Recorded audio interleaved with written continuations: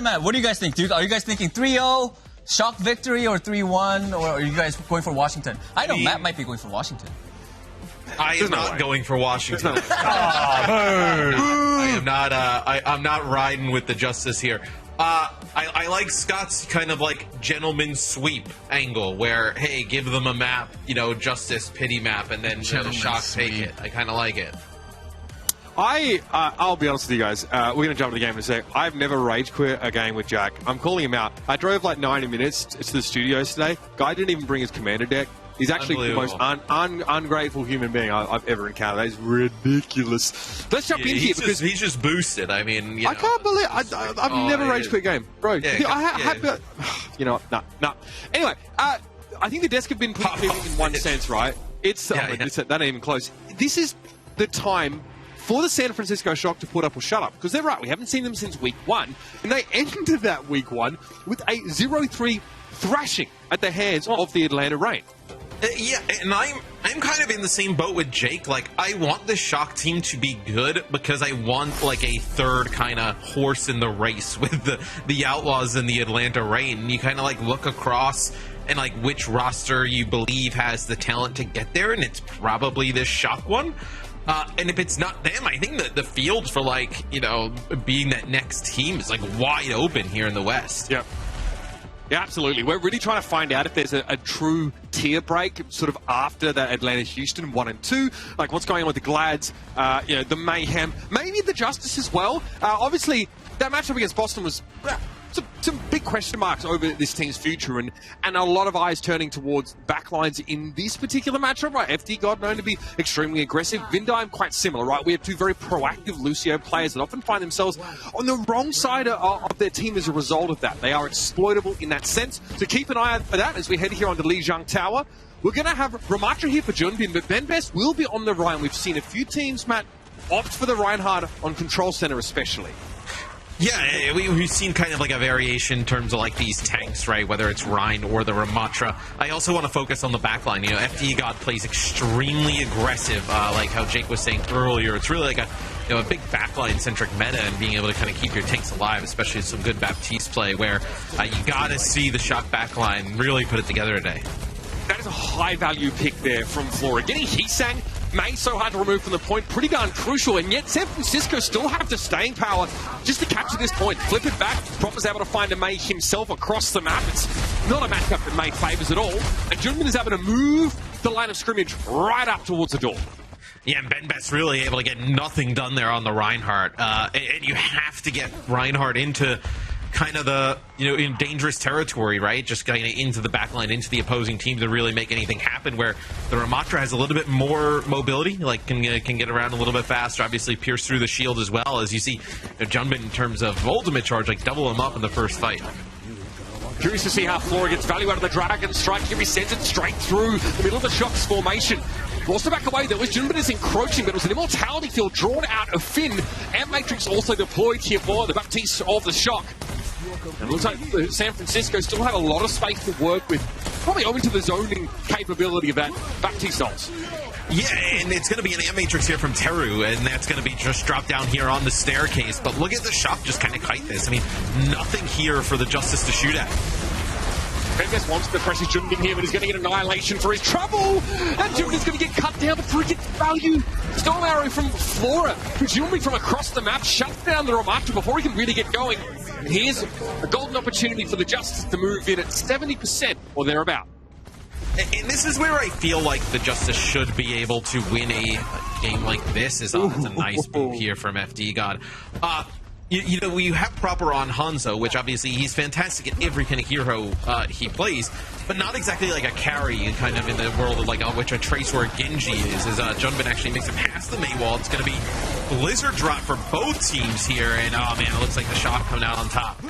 He's saying able to get some value, but both teams are missing their tanks for the time being. If the Justice can actually give up a little bit of ground and heal up, they're in a good spot. Great Mei wall there from Alpha Yi, cutting Heesang off, and San Francisco are no closer to capping the point. And they trade like tanks, but it looks like actually the Shock had like 3 players kind of weak for the Justice in that left-hand side, and just didn't try and push up and fight it and challenge it. They were quite low, like everybody a little bit below 50%, could have maybe picked up another kill or two. Justice actually end up coming out there, and they hold on to this as BenBest got a shatter. Flora is gapping at the moment on this Hanzo. He is absolutely the better arrow poder for the time being. Nice little shatter there. Slick moves from BenBest will knock him into the ground. Immortality Field is going to be burned through. And Alpha is able to take him down. But again, tanks are traded. Still favours the Justice, though, as they maintain that control. And now they'll be moving into parity score-wise. I think this is well, one, I think Justice have definitely proven, I think, throughout the first few weeks of the season that they're much better than we kind of thought they would be, right? A little bit of like London Spitfire-esque from last year.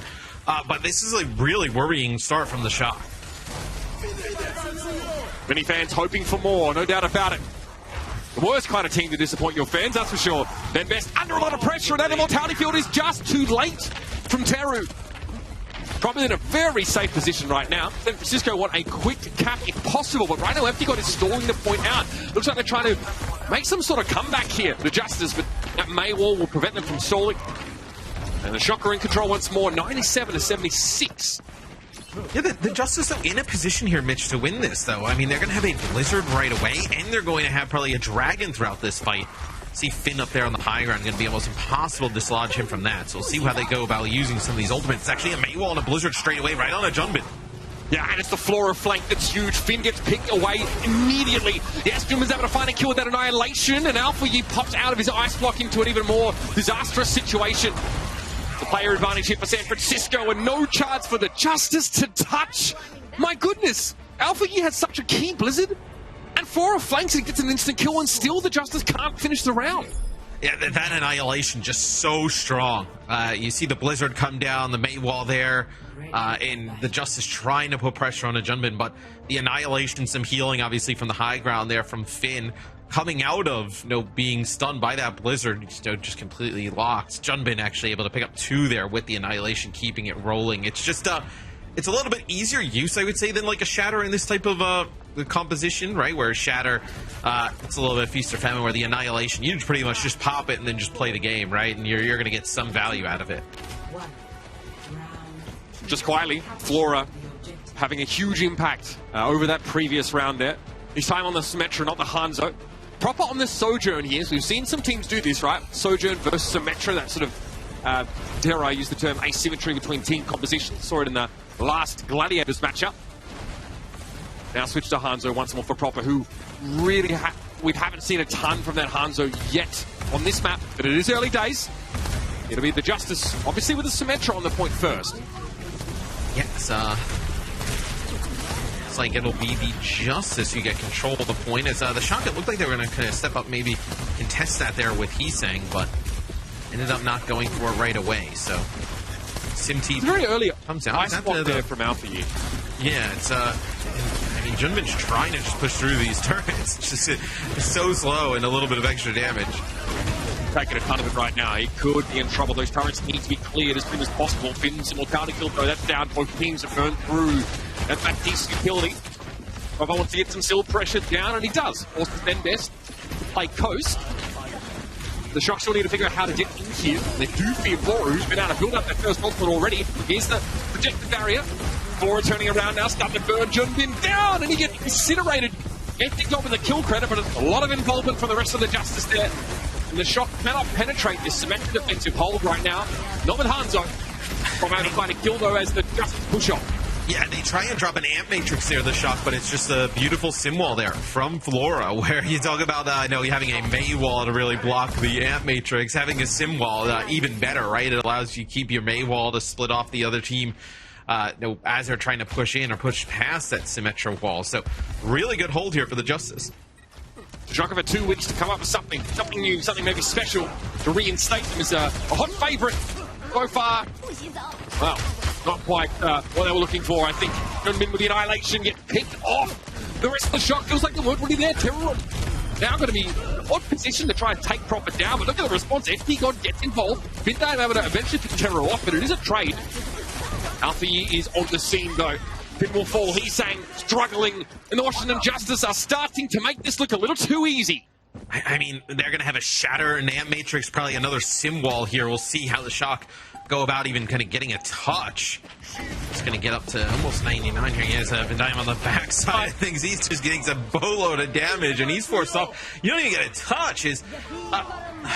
I mean, I kind of echo a little bit of, like, I kind of feel the same way as Jake. Like, if you really want to kind of be in that upper echelon, like, you have to gap teams like the Justice, right? Like, that's what you see from the top teams. And it's what we've seen from, like, teams like the Shock in the past, right? Where even, a Justice team who very well could be, or find themselves in the conversation of, being around the top 4 to, 5, 6 teams here in the West, there's still, like, a level, like, up from there, right? Where I think you're seeing now that the Shock, at least here early on, are way closer to being on the same level as the Justice than they are to contending with teams like the Outlaws and the Reign. The other side of the coin is, the Justice have bounced back quite admirably after getting swept by the Boston Uprising. Right now, getting to a decent position. Well, it'll be first to the point once more. Flora going to be switching over towards the Sojourn here, so we will have that mirror between Proper and Flora. Proper wants to wrap here. Annoying Maywall for the Justice. They can get away, but they're going to take a bit of damage from that Disruptor shot. Keep an eye on those ult charges. You can see Junbin's getting a lot of damage, and that shield for Ben Best is struggling. It has to be an Immortality field now, but the Justice need to pivot off that Immortality field in some manner. Looks like that's going to be a struggle for them. Taking too much damage right now, but they're there. Flora's having to get that Disruptor shot down. Proper walks straight into it, inexplicably falling. And the Justice actually able to force the shot back despite losing out an early damage trade. It's wild. I mean, look at the supports though too. I mean, FD God and Terry already have their ultimates here. This kind of like drawn out fight. Where now you're gonna have an Amp Matrix. You already have Sound Barrier. I mean, just really waiting for those supports of the Shock to come alive a little bit. As we know how good Finn and Vandime are individually, it's just kind of like putting it together here as a team where. What do you want to do here for this Shock? You want to go over the bridge? Maybe they're scared that Ben Best actually has a Shatter, and that'll actually be an Amp Matrix here thrown in by the Justice, but it's a Blizzard from Hisei. Yeah, I mean, I guess Empty was in a position. He wanted to return back to the rest of his team, but he has to go through the Blizzard in order to do so.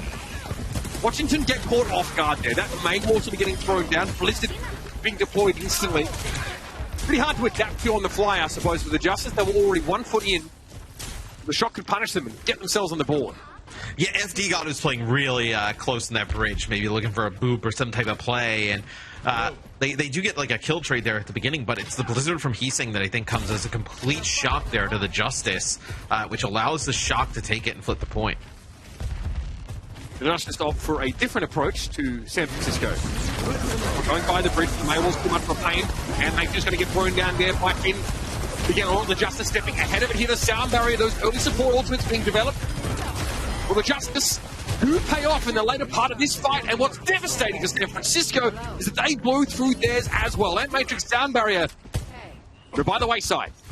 But what? I mean, that's Sound Barrier, Shatter, Blizzard, and Overclock there for the Justice. Like, that is a pretty steep investment to get the point back. I know, obviously, both support ultimates invested there for the Shock, but you're going to have an Overclock here with Proper and Junbin with an Annihilation, which you imagine you're going to get some value out of. And at least a flip, or I'd be surprised if the Justice can stay around. First, we're going to get a Nemesis form here. Ben West doesn't connect the charge. Been blocking some damage down to Annihilation. Teru trying to jockey back. We're going to deploy that Immortality field, but it's just not going to be enough. Again, a ton of value accrued from the Ramatra ultimates. And a late charge from Ben Best does very little than reposition Junbin. Going to be the Shock back in control. I mean, you see just the value at the Annihilation, just popping it and getting in the mix, right? Just the passive damage, being able to block there, soak up some of it and still kind of put down a little bit of it, just kind of ticking damage. It's just such a high value ultimate, and you're able to get pretty easy use out of it, where, yeah, you flip that point pretty easy if you're the Shock. Just with that Overclock and that Annihilation, you see, hold on to this Blizzard. Early Maywall, much of the Justice already ahead of it though. Not the full cohort, to be fair. Someone on the outside looking at him was Flora. Yes, he's able to find a kill here, but it's not nearly enough. Nicely done, sectioning off some of the Justice from one another. Yeah, it's he's saying it's Blizzard right inside of Teru's Amp Matrix. So Teru kind of comes around the corner with the rest of the Justice. They drop that Amp Matrix. There's a May wall behind them, so they can't get out. Blizzard right on top of them, and it's a pretty easy cleanup there for the Shock, where this very well maybe the Justice's last chance, but that's going to be Flora taking out Vindium early. Look where his weaponry fell. That's quite the shot from Flora. Now wants to try and capitalize. Takes a bit of damage, though. Fate first from Proper, presumably. Close to a Dragon Strike, though. That Amplification Matrix can be guided using this central screen. Immortality Field deployed, though. The Justice want to use it to try and get aggressive, and they throw the Blizzard down on top of it. Eventually, that's going to get taken down. Here's that Dragon Strike. Shocks the Immortality Field. Also does its job. And Junbin is the first tank to fall. Ben Best able to lay waste to him, and an Earth Shatter in the back pocket that likely won't be necessary in this fight. The Justice, off the back of that first pick, flip the point.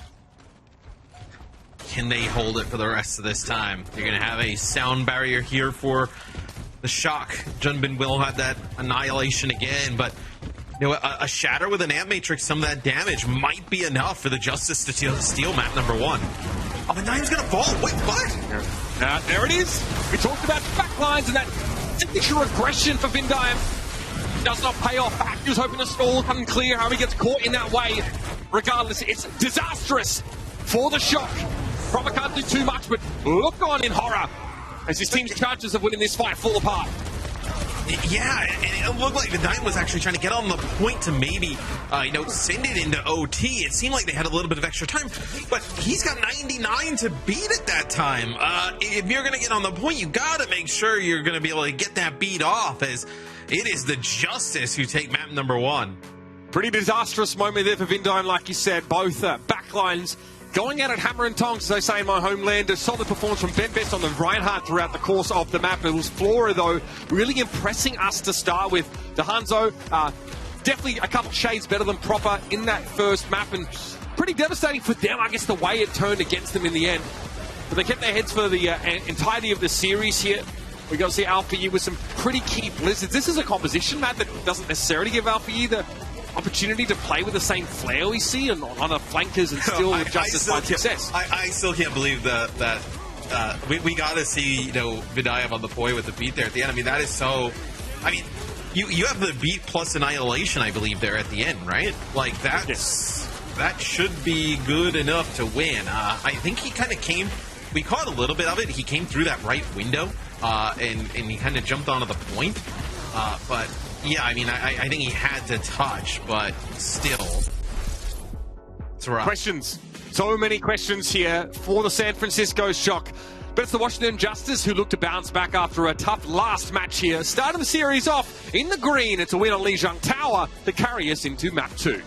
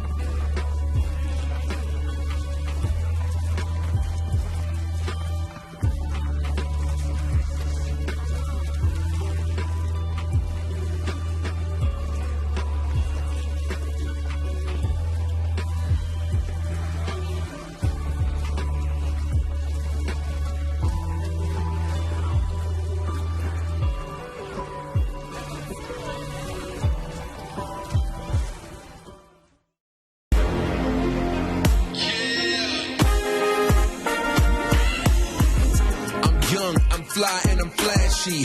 It's the reason why the people always ask me, where you get that? Where you cop those? I've been fresh to death since a snot-nosed kid on the block with the illest sneakers. The girls all flock like they missile seekers. The party don't stop, got different features, exclusives, different colors, you can't get them either. I came here to stunt, that's what I go for. I don't buy a pair, I buy the whole store. A price tag's just a number to me, so I never miss a shot that I want and I see. Swish. Some roster changes here coming into the second map of this series between the Justice and the Shock. We'll see Mira and Max brought into the fold here. And I tell you what, 96% on the ticker. It's Vindine trying to stall, presumably getting picked off in that last fight. And that's where it all goes wrong for San Francisco on Lijiang Tower. Not one they'd like to remember, I think, because it was quite a close map in the end, Matthew, but the expectation from the desk, or, for the Shock at least, was that this wouldn't be close, that this shouldn't be close, and yet here we are.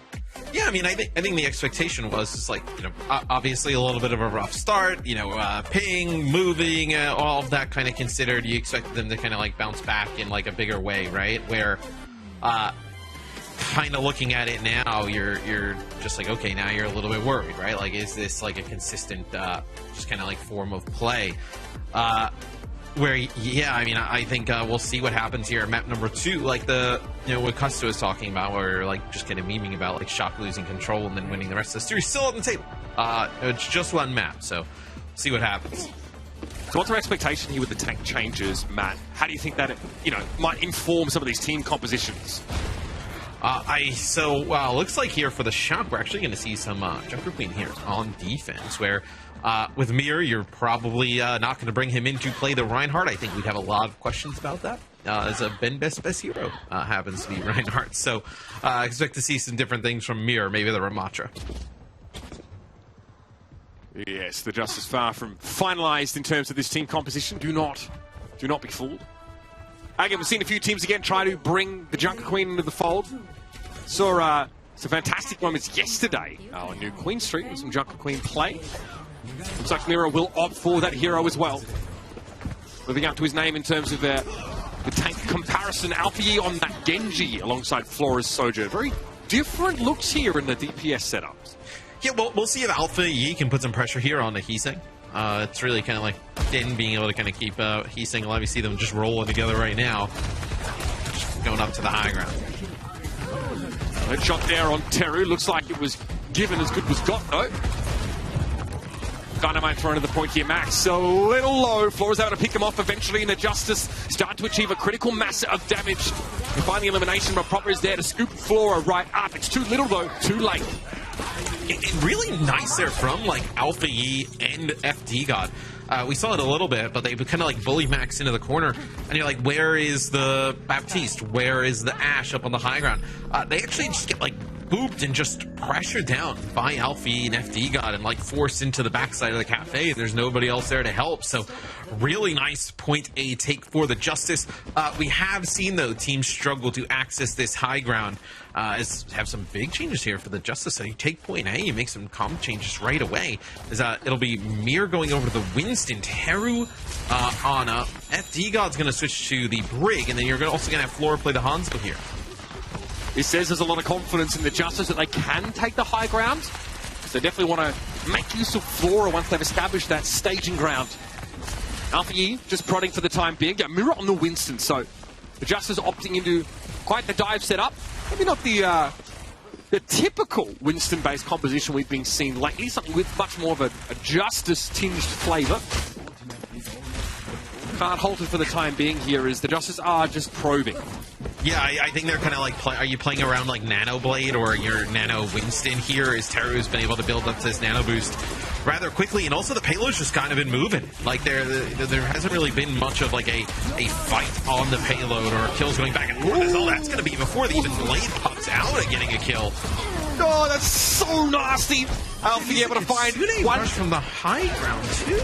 Okay. Presumably, yeah, Vindime thinks he can turn the fight around despite the fact that they lose Finn right at the beginning. guess, look, this is the Shock that really value the ability to maintain that good defensive positioning up there, but God, they fed that ultimate. Yeah, I mean, you could have loved this Kitsune rush here, you know, coming out and trying to play some defense here at the end. You'll have Max with this Annihilation as see how much value they get out of that as Proper over the Tracer here gets a touch, prevents the payload from just walking on in. As see the Justice just back out a little bit. Ult deployed here. They're able to get away from it. Teru also sidestepping it somewhat. Flora finds the kill. Proper eventually makes a meal of his target. But in the meantime, his opposition DPS are doubling up on his contribution. It's Flora again. Vindime falls. Yes, having Empty got out of the picture is beneficial, but Teru's still active. There's still plenty of healing. Proper really needs to stand up now. The Primal Rage from Mirror warding the Tracer away from the card, and Max is going to struggle to touch himself. Yes, he can block this damage, but he can't prevent the displacement that Mirror is inflicting. And now Proper just looks on. Gonna have to think about picking up a health pack at some point. Admirable work here from Proper, but again, it's just not enough from one player. It's, well, I mean, you know, they kind of almost give up Teru, right? Like, we're seeing Proper just, like, 1v1 Teru up on the high ground. They kind of give him up. FD Gods got rallied down on the floor, and it's 2 kills versus the 1 that Proper ends up getting on Teru. And it looks like you're actually not going to be able to win that for the Justice. It looks very, like, even though the Shock Day player's coming off spawn, it looks pretty good for the Shock. But Mirror with a Primal Rage. Alfie still picks up some kills. You get everybody else back in the fight. And you're good to go. I mean, this is ugly from the Shock. Yep, 9 on 4 minutes here for the Justice. Teru in trouble. Not able to heal himself up there as good pressure came across the map in the form of a Biotic Grenade from Finn. Proper sees Flora here, unwilling to fully commit us. There's a few plays on the Justice here. Look at the card. The card's still moving, mind you. The card's been moving the entire time. Yeah, I mean, it feels like the entire game. Like, even with the fights going on, the card's been moving it. No, Max goes over to he's playing Ramattra, then goes to Winston, then goes back to Ramattra. It feels like every other spawn. We're getting a switch here, so you're not even really building up towards any of those big ultimates. You lose Proper. Alpha is playing with his food. My goodness. Composing a novel with alphabet spaghetti. That's the level of play we're talking about here, but he got the kill eventually. Max able to find 2, but again, hey, I've been saying this a few times, it don't cut it. What is going on with San Francisco? The Justice are bending them backwards. I mean, that is just a dunking on. I mean, 3 minutes in the time bank pretty much as well. FD got his hand over his mouth. He's almost like he's stunned about what's going on. Like, wait, what happened? We just kind of rinsed them as this is gone from bad to worse, it feels like. No, I mean, the most correct thing that Jack has said all day is that now, as a father of young kids, my bandwidth for patience is sufficiently limited, right? I trained you for that, I feel like. I mean, dealing with diminutive individuals, yes. But that's it. I don't have too much more here, San Francisco. I think it's time to maybe reassess our expectations for this team. Let's have a look at there's a moment here, I think, from Teru. Look at his sleep dart. Let's get around this. Oh, yeah. Force bomb deployed there by Proper.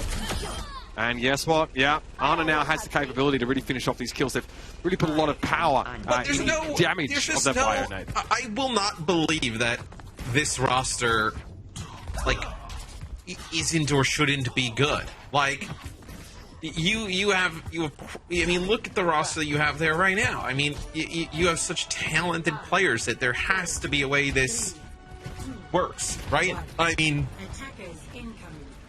Proper is your last season MVP. I mean, not just MVP. I mean, you need to really build around this guy in such a way that he's not the only one making these key contributions outside of, Max, obviously, using a Ramattra ultimate. It's got to be more here. We're looking at the back line. We're looking at Heesang. If you're a San Francisco Shock fan, yeah, you have high standards for this team. They're not reaching them right now, but the Justice, they look clean. So Whistle, Terror in the back line. Alpha, you look sublime on the Genji there. Very clean mechanics. A lot of pressure being put down here.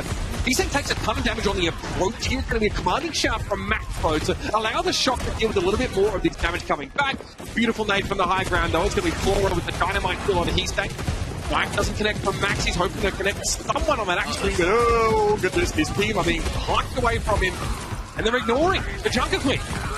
Yeah, I mean, not really kind of getting much done there, where if they're able to keep Flora alive. So remember when Washington was on offense, we talked about how Alpha Yi was able to get up to that high ground in the cafe with FD God and really just make Heesang's life extremely difficult. They just push Flora back a little bit there, but they don't actually kind of go in for the kill. They just let him walk right back in, and that dynamite damage and just the rot damage are going to take over time, and not a ton of healing with the Lucio and the Kariko. Like, if you keep letting these dynamites go off, you're just not going to be able to heal all of it back up. So the shot makes some changes. Heesang now will go over to Tracer here. So Tracer Genji as you're trying to attack this cafe. Love that you point out the heal pressure that's being put on the Shock by Flora on the high ground. Love that tech from Alpha Yi, able to climb up there on the high ground. Max very low. This could be dangerous here for the Shock. It's a bomb, I guess, just deployed here by Alpha Yi. No real target intended, as far as we can tell. Here comes FD God.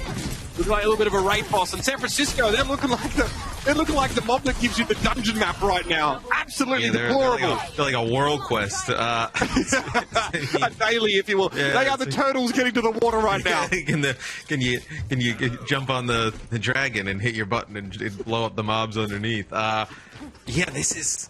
But it's just really odd to see. So this is a fight they should win, right? No big support ultimate on the other side. Proper with a dragon blade. There's no rally in the mix, right? This is a fight that they should be able to clean up relatively quickly. All right, a lot to work with. San Francisco, an embarrassment of riches in terms of what should give them their best opportunity yet to make the fight. Pop the point, only the point. The whip shot, Proper has to find another way. And finally he does. Pressure on Peru now. Going to be annihilation coming through here by Mira, but Proper is able to skirt that pretty comfortably. Despite the blade being drawn, it's going to be a trade of kills until Heesang deals with FD God. Mira, unperturbed right now, hit with a biotic grenade, but able to hold his ground inside the cafe. Alpha E, though, not quite as lucky. It looks like the Justice are going to have to give up the point, eventually the Shock, and crack the code. Yeah, you can't fight this if you're the Justice. You have to give it up. You're going to get control of high ground.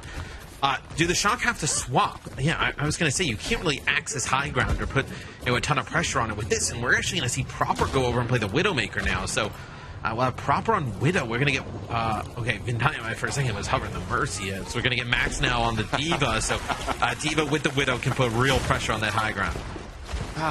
The more things change, the more they stay the same. Operation Proper Go Kill is active. Alpha E, though, a lot of pressure on that Widow. Desperately tending to Proper's wounds, his fin. There's a pulse bomb here for Alpha E. The last one kind of got thrown away in the churn of bodies inside Cafe previously. Here's a huge rush from Finn. Yeah, and you have so much clock here for the Justice. Like, you win these fights. It's just big bonuses, right? As this will be the Kitsune Rush used for the Shock. And they just get a nano boost here onto Teru. They get the rally. They just push right up on in and push Shock back to the spawn where, yeah, I mean, 2 minutes and 59 seconds, which in terms of the time bank is an eternity. You win this fight here, you're going to get down to like, a minute 30, right? You win another fight. You're in a spot where the Shock cannot even match you in terms of time overall, right? If they were just kind of like wipe the floor with you, running all the way to distance, you're not going to be able to match that. So the Shock really need to get this next fight going in their favor, or else they're in real trouble. All right, Proper still on the Widow. San Francisco still looking for a way to access the coveted high ground. Oh, that's not good at all. Oh, the stick as well. The Mortality Field has to be deployed there. Alpha is stymied on that kill, but he already got Finn for his trouble. So he ain't going to be complaining. Max is going to try and get away. Here his odds to survival are very low right now. Snowball's chance in hell type survival rate. Amira sits pretty here with that ultimate built up. San Francisco again repelled. So you have Annihilation here, right? As Proper goes over to Hanzo now. Maybe get a little bit more consistent damage up front and also threaten for that high ground. But Cart has not moved from this point. As see now, Flora taking some damage, but they get Heesang. So now I see no assists there, Matt. I see 0 assists. You will be awarded 1 yike, Heesang. All right, switch over to Genji here, maintaining some of that ult charge at the very least, but the odds of getting a blade before the round is up are slim to none. Finally, Proper fulfills his directive. He did go kill. Flora falling now to that Hanzo pressure. Mira trying to buy a little bit of time. Yeah, Nano Annihilation. Proper is trying to get away. He ain't going to be able to escape. Mira slurps him on down, and now he's looking for his next victim. Exsanguinating the entirety of the shock. Humus spilt all over the floor. So's the milk. The chances of getting any further in this point now looking even more in question. There's a rally up for FD God for the next fight. Yeah, I mean, what, you're going to have Proper with a Dragon. I mean, that can separate some players off, but you're going to have Bob plus Rally here, which is just going to be really difficult to dislodge from the payload. As you see, actually, FD got through the X-ray there, working over with Alfie on the side. As they already have one player get pretty low here for the shock. So this is going to be the Rally that comes in. Fing accosted by FD God. Looking for a little bit of action here with that shield bash now. Max is hit with a biting grenade, but shrugs it off. Kitsune Rush now to bear the shot forward. But the Justice are able to disengage. They back up. There's going to be a bobbing play in a moment. The Justice just play around this corner safely. They're going to give some ground until they feel like it's time to shut this down. Dynamite going to be tickling Max again. More heel pressure. He's saying laid low by Flora, and Bob comes bustling on through. Max could be in danger right now. Hit with yet another bionic grenade. Finn also looking worse for where Bob slept, but now awake for now. Another dynamite deployed. Bob still going to work and probably gets slapped down by Flora. Fine. With the pixel to shoot at. And the superstar for the shot goes down. And with him, the chances of this team salvaging the ship are scuppered. Peru falls. He's saying, not enough. Not nearly enough. That is a 2-0 lead here for the Washington Justice, as they put together a tremendous defense there against the shock. You know, one shock got that first checkpoint and unlocked the payload. There's really nothing after that. And how did they do it? It was really just Proper being able to get used to that blade. And I gotta tell you, Mitch, even if the shock kind of run the payload there, the distance, I mean, the Justice, I feel like almost, you know, their offense was so good and flawless. It was like almost like we didn't even really give it enough credit. I mean, they finished with almost 3 minutes in the time bank. I mean, 2:59. That is a tremendous time here on Hollywood. Yeah, it's not just, you know, offensively or defensively. It's in general. San Francisco are uncoordinated, and they're really unable to execute the simplest of game plans, I think, as far as their compositions are concerned, right? It's mystery heroes for Heesang. Max Proper also had to switch it up a bunch too. It's moments of individual skill that seemed to have carried San Francisco over the line on a couple of points, but when it took more than that, when they really had to work together as a unit, that's when they were weighed, measured, and left wanting. This is Mira here, of course, going for that Nano Annihilation. Really starting to put that pressure on San Francisco. I think in the next fight they have a Kitsune Rush that it just forces a disengage from the Justice. They come back and win the fight after. 2-0 favouring Washington going into Rialto. It's time for San Francisco. Put up or shut up.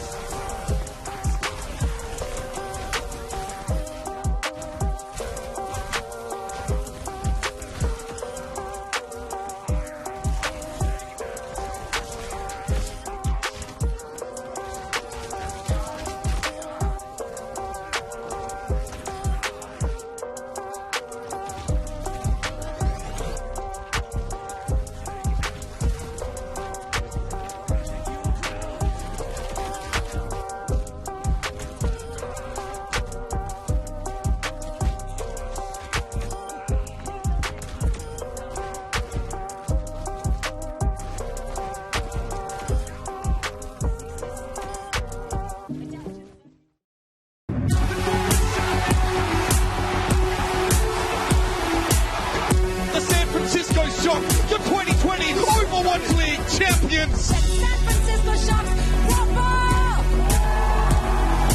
Proper is a generational talent. He's going to be in this league for a long time. Look at this guy. He's running down Bernard. Then he just charges the Sigma. Completely uncontested, tearing through. Coming on. Indo tried his best, but it's not going to be enough. Finn is feeling himself. Look at him. Shot, but only affects him. Rampage going to catch on a two-point element. Proper is there. Oh my. 여기 깔고 또. The Washington Justice really bounced back from a difficult last week. Now facing down the San Francisco Shock, they are doing so from a position of power. The precipice they're standing on is that of a sweep. They are 2-0 up in this series, and San Francisco have offered limited resistance at every turn, Matthew. What is happening to the Shock? Limited's been pretty generous for Hollywood. I think, map number 1 obviously comes down to the wire.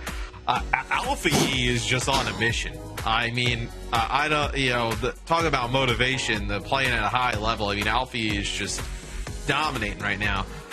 This is like with 5 minutes played on the Genji for Hollywood. I mean, just tremendous stuff. So it's 10k damage per 10 virtually, which is pretty scary. That's also technically 20 final blows per 10, right? We're extrapolating, we have to here with this sample size. That is pretty ferocious. We'll note that the Dragon Blade kills really make up a huge proportion, I guess, of his final blows in general. But again, small sample size, don't worry about it. The point is, the guy has been absolutely ripping the San Francisco Shock to shreds, regardless of what pick it's been on. San Francisco, we're really unable to see, I guess, signs of like a cohesive plan from them. They've tried a few different comps on the fly, right? They are switching it up a fair bit, right? They're trying to put Heesang in a position where he can really sort of support Proper, but Proper, again, we've seen his individual mechanics prowess. It's all there. There's no doubt about that. That hasn't sort of decayed at all, but it just doesn't seem to be enough up against a team like the Justice. I think too much swapping for the Shock. I know I kind of mentioned it one time where Max was on Ramatra, then died, switched to Jungler Queen, died, switched back to Ramatra for the end of the game. It's like a little bit of just all over the place. You got, the Proper playing Genji, Widowmaker, Hanzo, throwing everything at it. I mean, Heesang's got to switch all over the place to make it work as well. It just seems all over the place. And then you kind of look, I think, obviously, with all the hero swaps, whether it's DPS, the tank, it kind of throws the backline off a little bit. It just starts to, all these things start to just kind of compound on each other. The question is, was there a brief break in between maps enough time for them to get themselves sorted out? I'm quite sure there was some stern words shared from the coaching staff. Look at the predictions from the desk, right? The expectation overwhelmingly, and this is based on the legacy of this team and the players on their roster, was that the San Francisco Shock would handily dispatch a 3-1 Washington Justice. That hasn't been the case so far. Talks about resetting expectations. Proper, though, good opener. Deals with Alpha E as soon as he peeks out. Yeah, Alpha E just jumps around the corner, maybe not expecting a Widowmaker on the other side of things.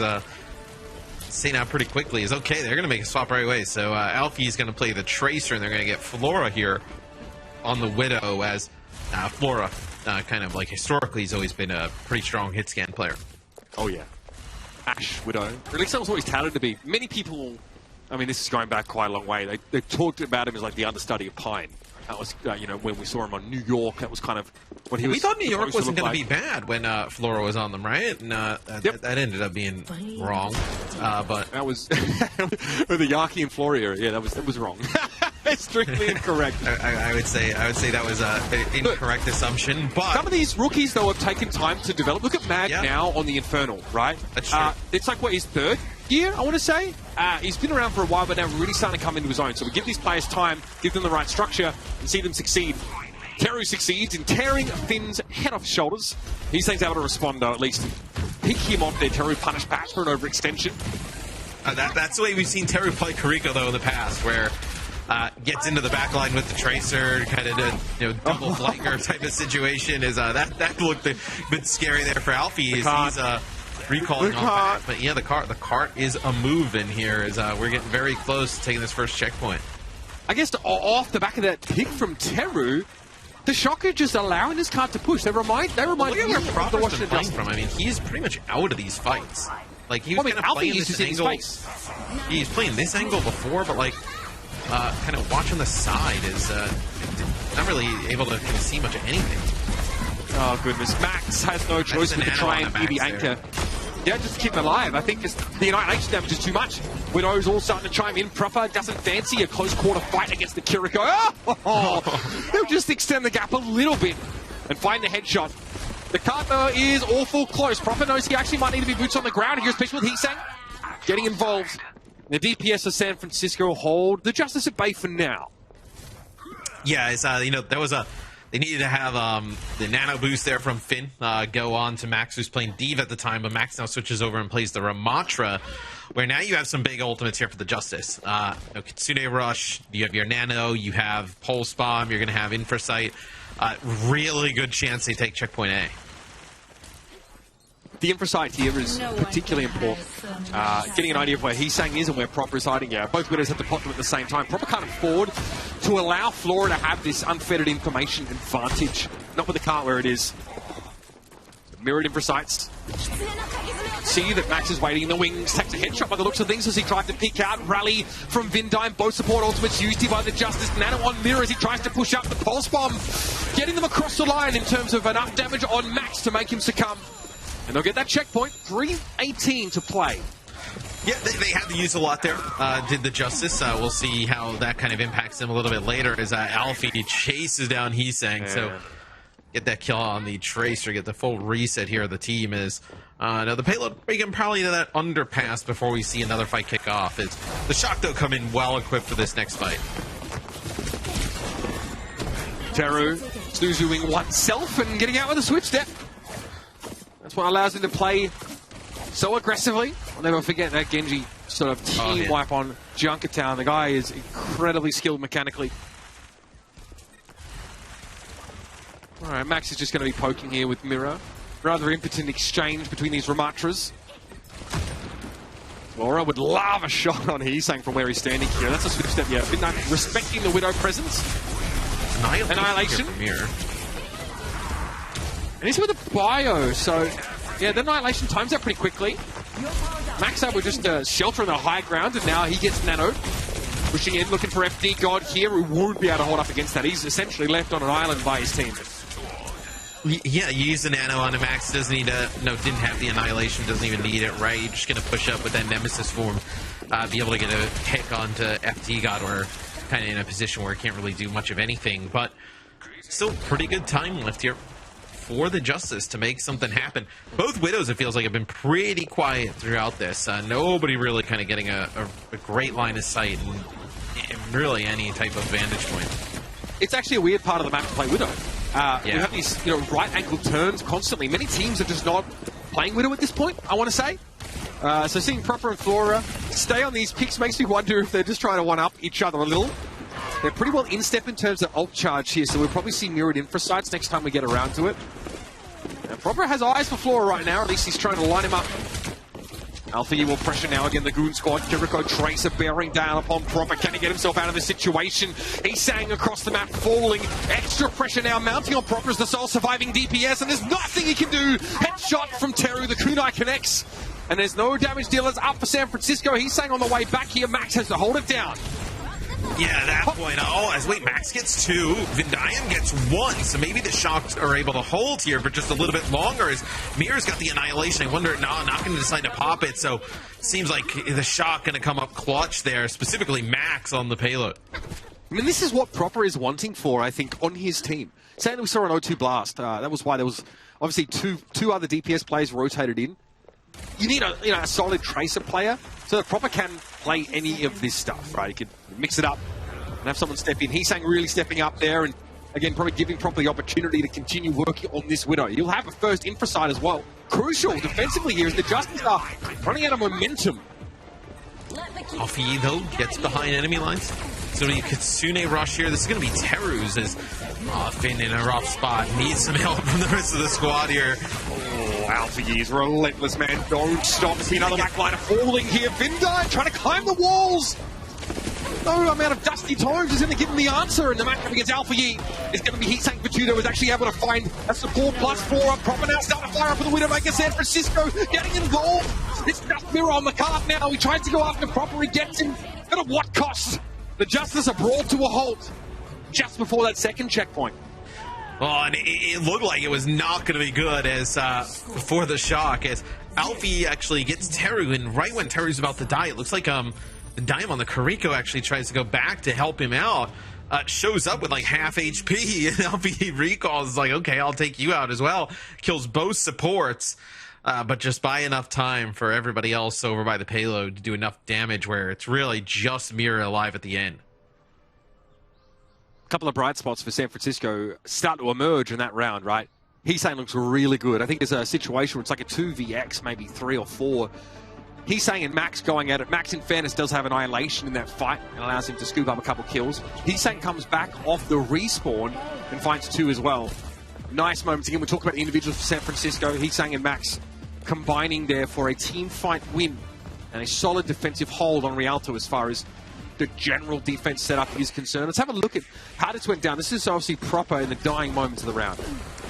Let's see, he goes on takes a little bit of an off angle here. So this is like when Van Diem uses the Kitsune Rush. So yeah, you see Finn in the kill feed drop, so... Oh, this is... Find much. If he doesn't find this kill, yeah, this could go wrong. Alfie taken low there. Just a half-charge shot will get the job done. Oh my goodness, race favorite Proper there. No recall for Alfie, and then the health pack obviously not up, but that is a risky flank, though. This question's been asked a bunch, actually. I even saw it on Reddit. Should Proper play the Sombra now? Is that what San Francisco need? Is Proper the kind of player that can have a lip-sized impact on this hero? We're about to find out. Yes, drops the translocate. Gonna work his way now through the back line as it's like Alfie just gets on the cart and gets a touch where, yeah, let's see if Proper can put enough pressure here on the Flora to make an impact. And right now it looks like wait. Walks onto a poison mine here, so revealing himself, even probably after the translocate. Sort of Bionade thrown out long range here. He's saying I'm going to find empty gob, but it's traded. So the Baptiste is down. Mirror, though, compromising spot to be in. Proper's able to get him down. A health pack, San Francisco. No one's on the card right now, but that'll be rectified momentarily. Yeah, and the Justice Mitch, they don't have like something like a Baptiste, right? Where if Mira gets hacked, you're able to kind of keep him alive for a period of time. As Max gets low, they're going to heal him up right away. As Flora now goes over to the Hanzo, so a little bit more self-survivability than the Widow. Oh, Alfie doesn't expect Finn to explode like that. I think it was because there was a body shot from Flora from across the map. So both DPS, apropos of nothing, end up zeroing in on the same target there. Nice little dispatch. And here come the Justice once more. Raring to go. I guess the thing with Proper playing the Sombra here, are you so reliant on just EMP, right? You don't have a lot of like solo kill potential from like anybody else. It seems like it's a little reliant on, okay, Proper either needs to go make a play in the back line, which now he's spotted there by Flora, has to go back, but you're reliant on him either getting a hack and capitalizing on it, or this EMP going off, where like, when we watch Lip play, it's a big biotic grenade there from FD got on top of the screen. Lip is so aggressive and really contributes a lot in terms of like kill participation. Alfie is able to draw out the Nemesis form there from Max and then make a swift escape. Chasing Finn off the high ground doesn't want to allow him to make use of this amp matrix, and even Flora going to wrap around here as well, Matt. This could be going wrong for San Francisco again. That's both supports again, right at the start of these fights. So, I mean, look, if you can have Proper on whatever you want. If you're going to lose your supports constantly, or kind of have some misplays there, is that's an amp matrix on the high ground that was used there by Finn. You put Proper on whatever you want, it doesn't really matter, right? You still need top play from everybody else. There's not been enough pressure on the Justice's defensive structure here. And they have developed a full chest of ultimates. So Proper just wants the Alpha Gear kill if he can get it. Hack does complete. Now Alpha Gear's able to get away by the looks of things. Deployed a pulse bomb as well. That one doesn't really find its target. Proper not in position for like a large EMP, maybe just looking to isolate an individual. Empty God hits one shot. Proper had, out of respect, he's done. He's in trouble. Oh, he's able just to get away. Looks like there wasn't a bio-nade up because I guess it was a self-nade from FD God, but if he could use that offensively, that would be a dead proper. Okay, Mirror frozen inside Annihilation, it's Nano, so it's going to give... Yeah, that's great.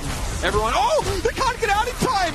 He gets the reset on the Annihilation, or at least able to keep it up a little bit longer, walk straight back in. EMP from Proper is way too late. Way too late.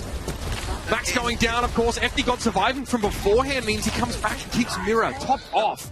Vindayam used sound barrier there. I didn't really see anybody get the benefits of it. I'd love to see that on replay, but I mean, look, you're building around that EMP for the entire time. You use it once you actually lose your Baptiste.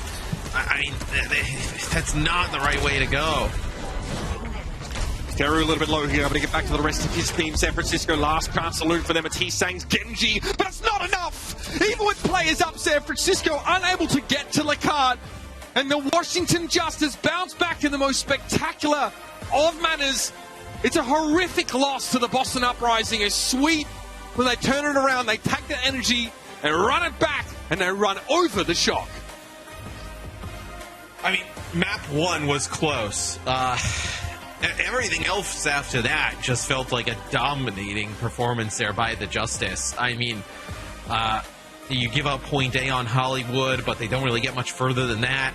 You don't even give up point A here on Rialto, as I think the Justice, obviously performed amazing today. Bouncing back off of that loss, from the Boston Uprising, handled the Shock today pretty convincingly. It's nice to be reminded as well how effectively FD God can operate in a double flex support setup. Proper tried to get the 1v1. FD God was not to be outdone. Huge sleep dart there. And Proper spent a good 10-15 seconds. You spent that whole time getting that one fight. EMP. Yep. Right? And you end up coming back with it far too late for it to have an impact. Where like what we saw from Lip the other day, where he'll find like a support, when he hacks FD God right there, Proper. Like that's where a play where we've seen Lip, he'll use the EMP just to get that insta kill on the support, right? And then they'll kind of collapse Atlanta, where you kind of saved that EMP for so long and you never really got anything with it. Yeah, not a great showing for the Shock, who've had some time to prepare themselves, and they were not ready for Alpha Yi and the rest of his teammates. Again, whether it was on the Tracer or the Genji especially, right? The Justice showing us some interesting comps, right? Sort of Winston Genji with the Hanzo here. It was beautiful stuff from Alpha Yi. Like we mentioned, only 5 minutes played, but in that time he's able to find 10 final blows. 7 of those come from Dragon Blades. He's building those ultimates up quickly. He's combining very effectively with Flora, who showed us some Sombra here on Hollywood at times. San Francisco, their analog for this, supposed to be some form of proper Heesang duo, but Heesang was switching a bunch of different heroes. Proper Sombra, Heesang Sombra, proper Tracer, Heesang Tracer. I mean, Proper tries the Widow. That looked good, right? Again, another hero that allows his individual skill to show, but Alpha Yi was all over it. He was the superstar DPS in this matchup, to be sure. It felt like a gap at almost every position today. I mean, it's wild to say, right? I know, kind of considering obviously the caliber of the Shock franchise and just kind of the history of some of the players that are obviously playing for that roster right now. But if you didn't know any better, you would look and say that this Justice team is the world beaters, right? They're the ones who look like they're that talented, and Alfie was a huge reason why today. Yeah, been exciting to watch this Washington Justice team bounce back in a big way. San Francisco fans, justified in maybe being a little bit disappointed by this showing. That's the way it goes, though. It's still early in the season. San Francisco have a history of turning a slow start around. It's early, but that one's a tough one. You can deal with some close losses with some other teams, right? But you have a break where you have a time to work on things. You have time to watch. You come in fully prepared, and then you just get dumpstered. I mean, that's about as bad as a loss I think the Shock have probably had, in their history, quite frankly. It's up there, to be fair. Shock didn't have the greatest start as a franchise, but it's still tough for them here. True. Have to see them bounce back for the Justice. Maybe some of those doubters after their last match being silenced. I'm curious to hear what our desk who unanimously chose the Shock to win this game have to say. A bit of a stinker from San Francisco. Let's hear from our experts after this.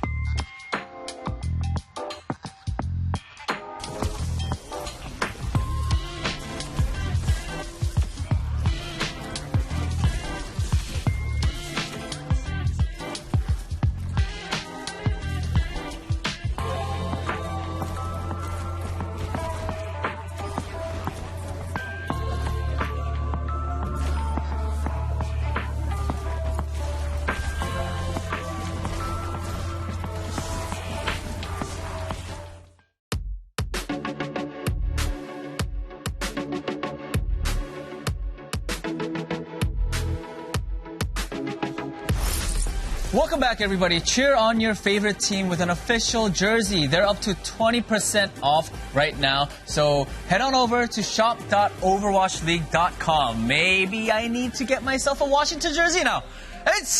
I'm going to get one. You know what? I'm going to get one because that's a yikes from the desk. We all went San Francisco Shock, and I'm going to be honest. I think it was a very disappointing performance from the San Francisco Shock. You guys, this is completely unacceptable from the San Francisco Shock. I mean, they looked like a shadow of their former selves. That's charitable. I mean, Mitch and Matt, you guys are cutting them way too much slack. It's early in the season. They had like 2 weeks to prep for this match, and they just got slaughtered by the Justice. I mean, like, all right. Proper is going to be the hitscan player for this team, right? He plays Widow a lot of the time, and then they just roll out with, no, Proper's going to be on Tracer now, and he's saying he's going to be on Ashe. That's just unacceptable. Like, there's no justification for that. You got to decide as a team who's going to be the hitscan player, who's going to be the Tracer player, so you can actually practice effectively. Like, I understand certain comps, you know, you like need to have like more diversity in the swaps. Sometimes you need both players to play Tracer, but to switch your entire DPS role based on playing Widow or Ashe, nobody does that. It's for good reason. It's like just bad for your practice. I think Shock is just like, they've completely crumbled. I mean, I said today they needed to get a clean 3-0 for me to like justify them and see that, okay, they are back into this. But this was, I mean, it was a clean 3-0. It was a 3-0. We did get a 3-0. Actually. Except not the one we thought would happen. And to be honest, like for Justice, I think even Justice is going to be surprised by how easy this was. I doubt they thought the match would go this way.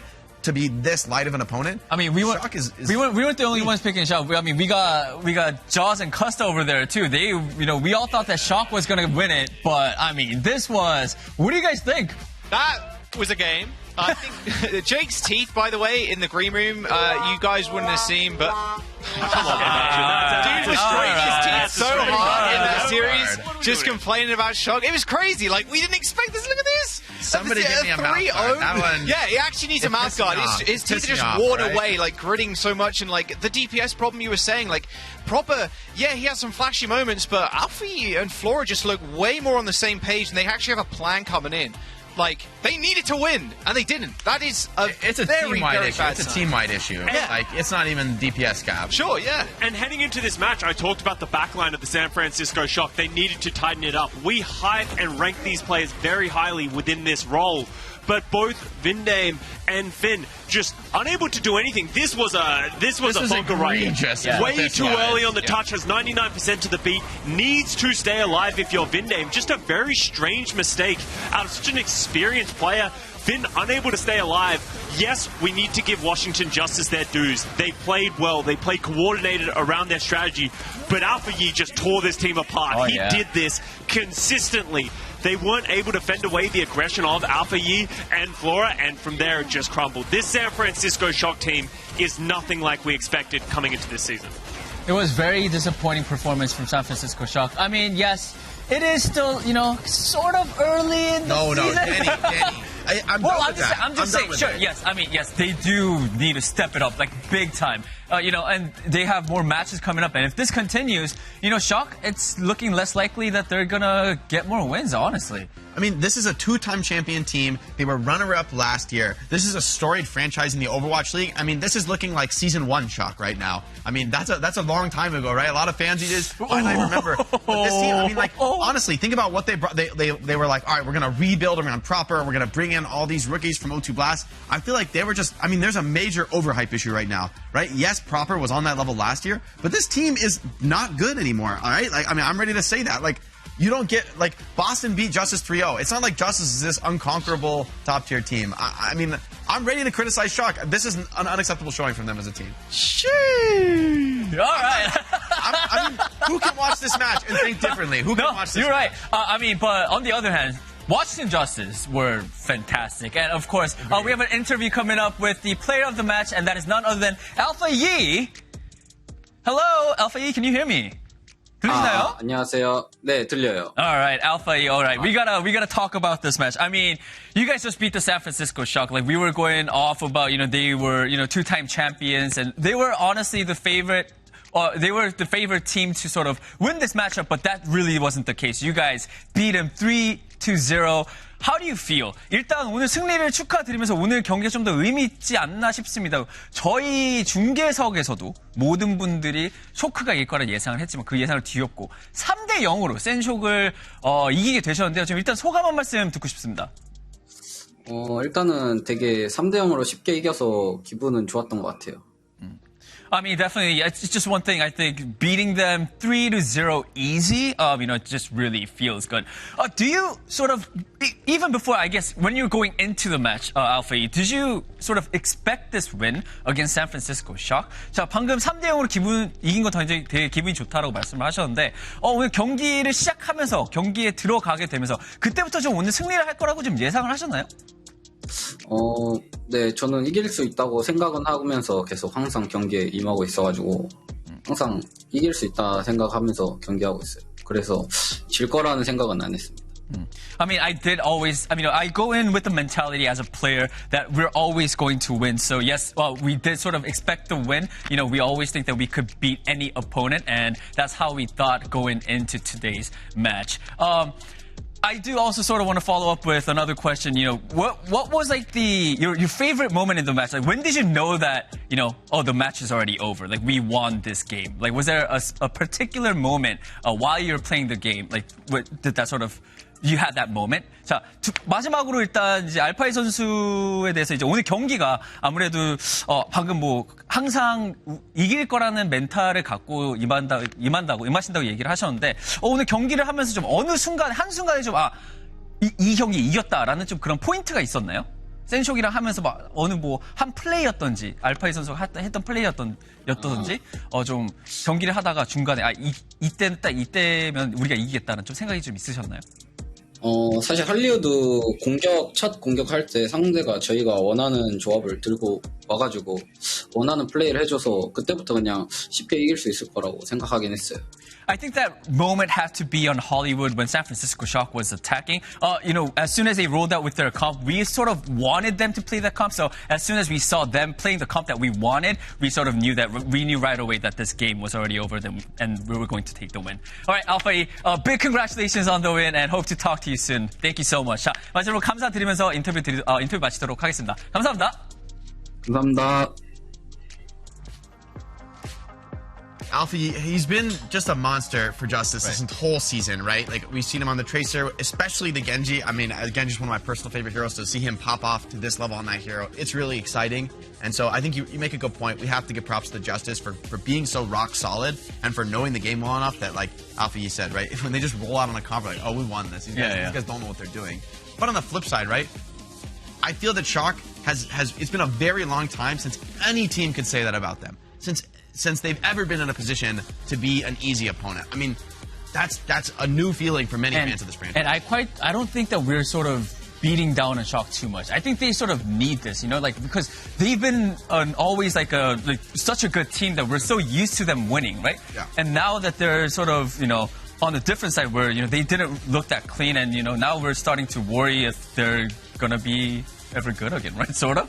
So it's like, I think that's not unreasonable to say, Danny. Honestly. So it's like a wake up call that because we know the San Francisco Shock roster is so good. It's like, hey, we know that you guys could do better. Like, we want to see it. That's why we're talking so much about this, right? Yeah. Well, I mean, it's historical. It's also that, some teams that have had great successes, they haven't tried to snowball that into the next season, and they've been like, all right, whatever, let's just have 5-6 player rosters and do whatever. But Shock was not that team. They tried to rebuild around Proper this year. They tried to be even better, build a championship winning roster. This is not that. Yeah. Well, I mean, we'll have to wait and see more from San Francisco Shock in the near future. But let's move on to our next match. It is the Vegas Eternal versus New York Excelsior. What do we want to talk about this one, Jake? I mean, I have to say that it's one of the winnable games for the Vegas Eternal.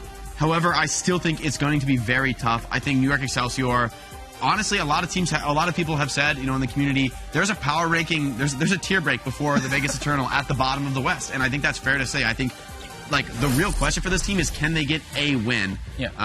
So the roster for New York Excelsior, pretty much as we'd expect. I think this has been their strongest look so far. Able to flex, they can play rush, they can play more of these classic dive styles, whatever they need. But, I think even though New York, not the strongest team in the league, could be something that the Vegas could contend with, I honestly still think this is going to be a 3-0 for New York. I mean, and also I know Costa, I think during the program said that the quoted phrase, "Talent is there for New York Excelsior." Oh, okay. Well, let's not throw that around. Okay. And everybody, yes, we got to cast as Jaws and Costa for this match. Yeah. Obviously, in the New York Excelsior, when you look at just name value, they have a couple of great players who have been in the league in the past. We have Fitz, who was story player on the Seoul Dynasty, incredibly flexible player. New York has been playing around these guys, and they've actually looked a lot better than we were expecting them to heading into this season. If I'm the New York Excelsior, this is another case of I want to come in and I want to take down the Vegas Eternal. That tier break does exist for the Vegas Eternal. As much as Malthor is back, I don't think that will be a difference. Look at Mino's not on Hanzo! Oh no! I mean, honestly, he kind of popped off. Maybe they swap him in and out every now and then. But it does seem to be the case in this match that we expect New York Excelsior to win, but then we expected Shock to win. True. So. All right, I mean, it sort of seems like everyone's on the same boat for this one. So let's see our predictions, actually. I'll be surprised if anyone went Eternal. Yeah, they just haven't shown us anything to give us hope just yet. Where New York, I think there have been signs of life. I think maybe, who knows, maybe what happened yesterday, maybe that was like an invigoration for the Vegas Eternal, thinking, you know what, we just did some like crazy stuff and shook it up due to some unforeseen issues. Maybe we do have what it takes, like we have the roster together, like let's give it an honest go. So maybe this is the moment for them to like grab some momentum. But I think for New York as well, this is a very accessible win for them. They have to come in strong. All right, well, we'll see who gets the dub for this match. Justin Costa, take it away. Thank you very much. Danny and Jake on the desk. Excelsior and the Paris Eternal. Yeah, like you said, obviously Marvel's back in, so we're not going to see Lucamino on the DPS, and we're not going to see Avala on support. But, I mean, Excelsior, let's talk about them real quick. Of course, we saw Eternal yesterday, but they do have some very storied players. Fitz is kind of a legend when he played for Seoul Dynasty. Even Psycho's been showing up. I think their DPS line really been coming alive over the last couple of weeks. They've only got one win. Yes, but is that strength of schedule, Scott? Well, also remember they're coming off of a very close match with the Toronto Defiant. They pushed them the distance. And obviously at this point we have to look into, Toronto Defiant if they are as strong of a team as we were predicting them to be. But nevertheless, that's a good performance here by the New York Excelsior. While with the Vegas Eternal, they're fighting for their first map win. We're not even talking about match. Can they get it? They can. Hey, honestly, yesterday they looked very comfortable playing that Baptiste, playing that Kiriko style where it relied more on individual performance rather than the team synergy. In that rush style, they were heavily outmatched by the London Spitfire. So if you're the New York Excelsior heading into this match, you have to have watched yesterday's one and be like, that's where we want to lean into. Go for the pressure points. Yeah, I mean, look, you've got a lot of tape to view, that is for sure. That is for sure. But it was a different style because there are different players around the team. Let's have a look, though. What Excelsior wanna do? Do we expect a lot of, like, strangeness coming out of Vegas Eternal? Because, like you said, you expect Excelsior, and everybody kind of expects on the desk, too, to take them 3-0. Do Eternal try and left swing out here, or left hook people just out of nowhere? Like, what do we expect from them coming out of the gate? Because, I mean, Dub's hovering 76. I'm not sure that's the best pick in the world for this map, but anything can happen at this point with Eternal, I feel. Well, here's the thing. When you're throwing something out of left field, you need to make sure it still makes sense. You can't go too far off the goop in some ways. So is this off the goop? They aren't off the goop yet. The Soldier is an interesting look and something that we haven't seen from too many teams, but if Dub's more comfortable in it and this enables them to play their style, I have no problems with this at all. Creative hits an incredibly good biotic grenade and then takes down Luke Mino himself. Great start here for the New York Excelsior. Yeah, Crave's another talent that did fairly well last year. Excelsior kind of like a hodgepodge team, especially during the off-season. Yeah. Very strange, like everybody was kind of waiting, like, where is this team going? Like, is it going one way or the other? And they ended up with this kind of mix and match, like pick and mix style roster. But it's honestly been working out, like you said. They've been looking a little bit better throughout the weeks. Maybe it's going to take them a little while to find their kind of groove. Dub needs help, though. That was just, I mean... Held on to his heel for way too long, was just overconfident against the Psycho Tracer, who had the high ground. But I want to follow off of what you were talking about with the New York Excelsior, Jack, because one of the reasons that we had low expectations for Excelsior heading into this season is they announced their roster so late coming close to the season. Yeah. We didn't even know who their head coach was heading into the season as well. So the expectation was low, but as Danny said, the talent is there when you look at the name value as Luke Mino goes down once again to what feels like almost another free pick for the New York Excelsior.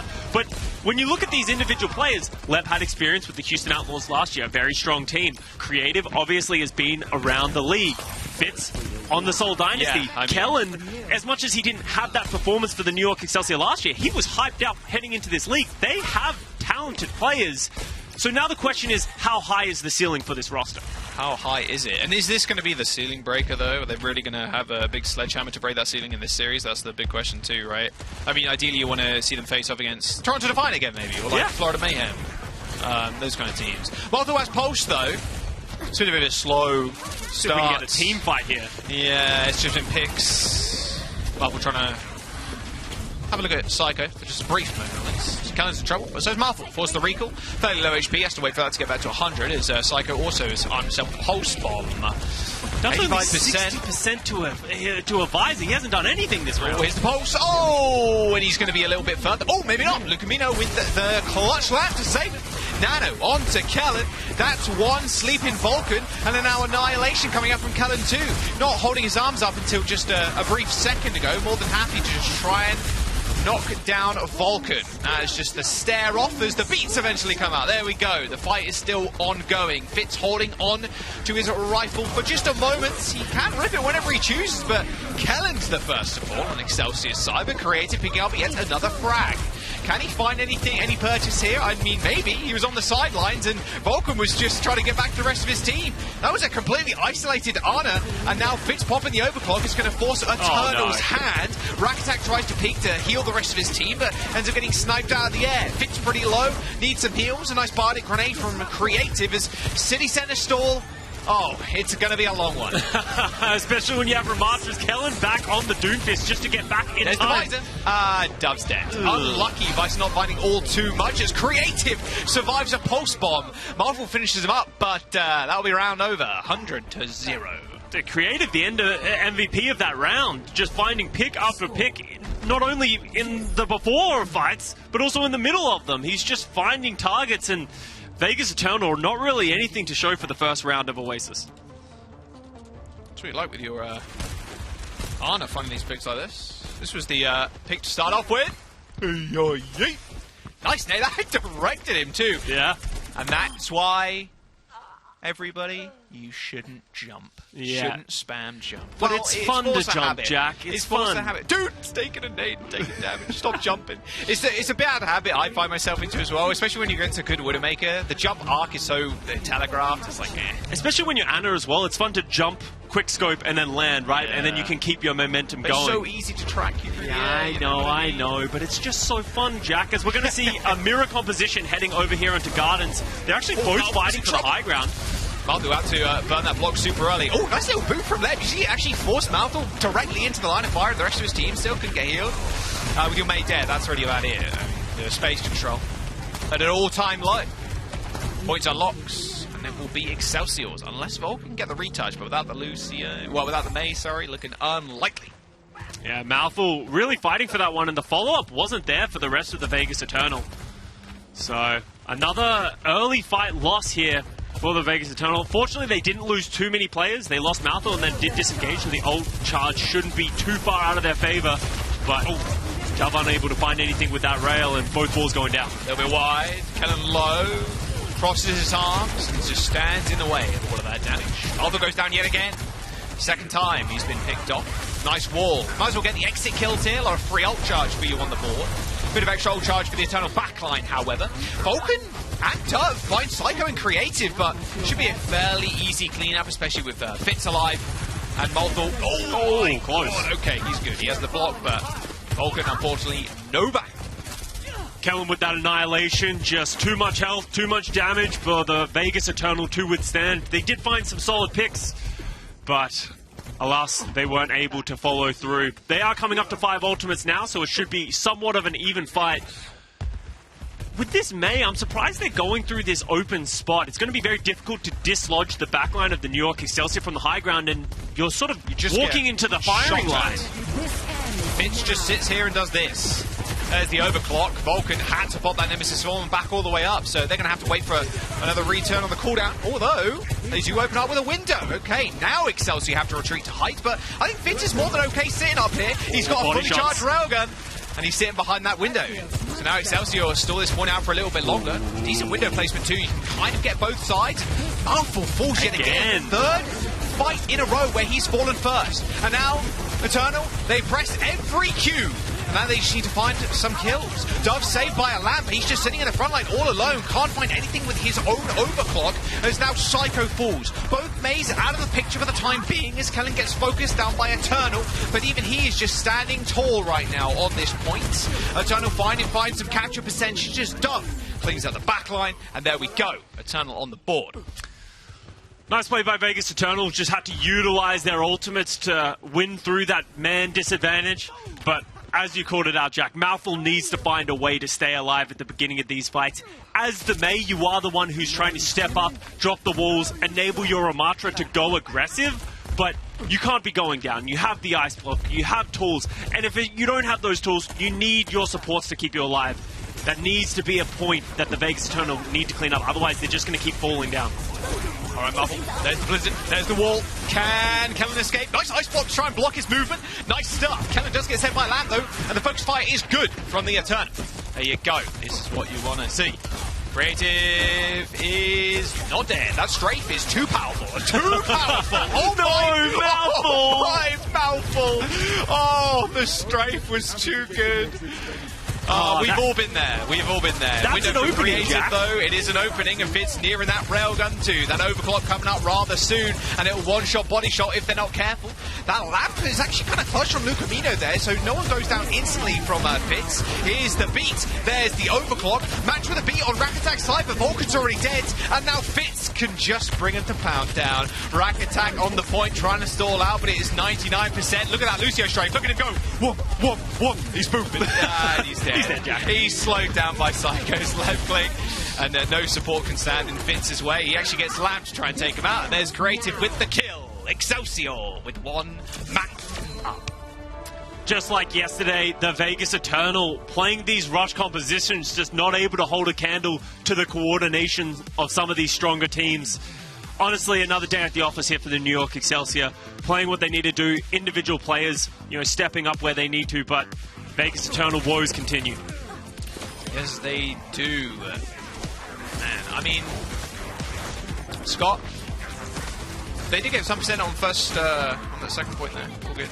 I want to see more Soldier from Dove. I think if you it didn't go well. It didn't go well, but if you feel more confident on that hero and you feel more confident on the picks that you're playing, like, it's going to be a little bit better than like forcing something that you got to its fits in on the Soldier, right? The mirror. So I don't know. I don't really have questions or answers for you right now, Scott. I'm going to be.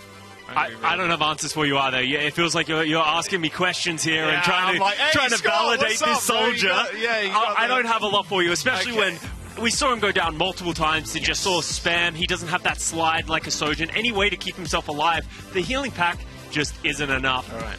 Maybe there will be better looks on Blizzard World. You'll have to find out. Stick around, and we'll see you after this break.